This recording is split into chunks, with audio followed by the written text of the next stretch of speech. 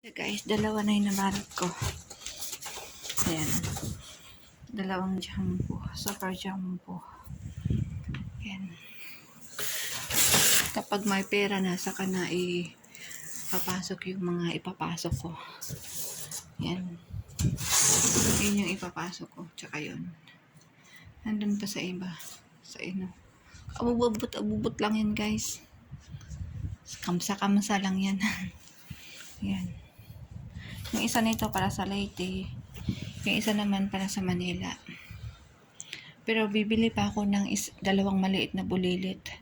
Kasi yung bulilit, yung ano lang ang may bayad nun, yung box lang. Pero kapag isasabay mo bawat isa nito, wala siyang bayad. Free na yun siya, bulilit. Maliit lang siya, pero ano naman, magkakasya din ng mga, kung sa bigas pa, mga 10 kilo, 20 kilo, mga ganon. Yun, kung sakali makabili na ako ng bulilit, guys, ang ilalagay ko doon, milyon. Thank you.